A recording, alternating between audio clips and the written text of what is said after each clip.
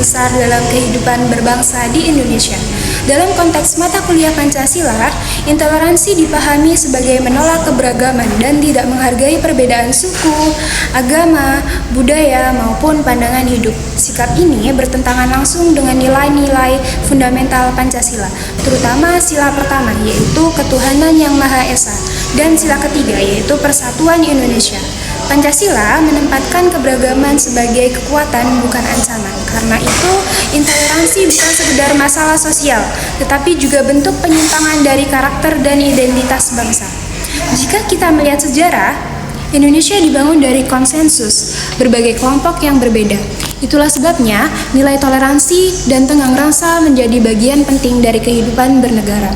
Dalam realitas hari ini, intoleransi sering muncul dalam bentuk diskriminasi, ujaran kebencian, pengucilan kelompok tertentu, atau penolakan terhadap kebebasan beribadah dan berekspresi. Fenomena ini semakin mudah berkembang karena media sosial mempercepat penyebaran informasi tanpa filter. Oleh karena itu, memahami intoleransi tidak cukup hanya dari perspektif moral dan ideologi, tetapi juga perlu ditinjau dari sudut pandang psikologi. Dalam perspektif psikologi, intoleransi berakar pada beberapa faktor internal dan eksternal. Secara internal, intoleransi dapat muncul dari bias kognitif, yaitu cara berpikir keliru atau menyederhanakan informasi.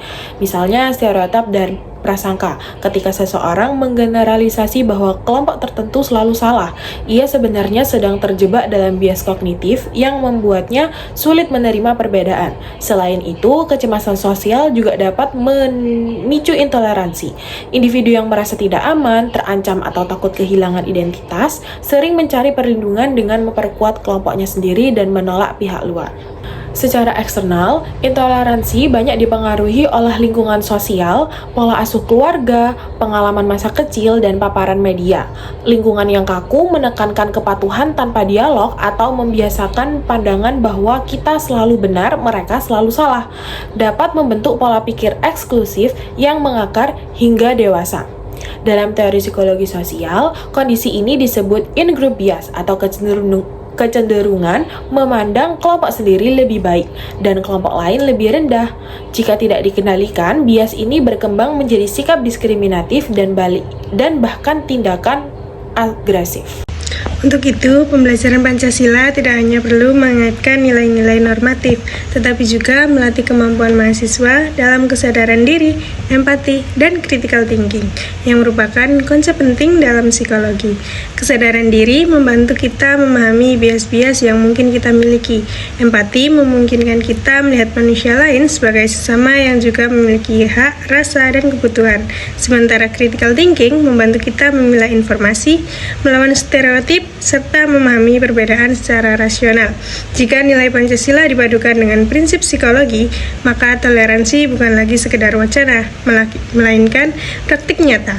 Toleransi berarti mampu menerima bahwa setiap orang memiliki identitas, keyakinan, dan cara hidup yang berbeda, serta menyadari bahwa perbedaan bukan ancaman, tetapi ruang untuk saling belajar. Dengan memahami akar psikologis intoleransi, kita dapat menumbuhkan sikap lebih bijak dalam menilai orang lain, mengelola emosi, dan merespon perbedaan. Pada akhirnya, keberagaman Indonesia hanya dapat dipertahankan melalui komitmen bersama untuk menghargai satu sama lain. Intoleransi tidak boleh dibiarkan tumbuh karena dapat merusak persatuan dan kemanusiaan yang menjadi inti Pancasila. Melalui pemahaman psikologis dan pemaknaan mendalam terhadap nilai Pancasila, kita dapat membangun generasi yang lebih terbuka, inklusif, dan mampu menjadi jembatan di tengah perbedaan. Dengan begitu, Indonesia bukan hanya negara yang beragam, tetapi juga negara yang dewasa dalam memaknai keberagaman itu sendiri.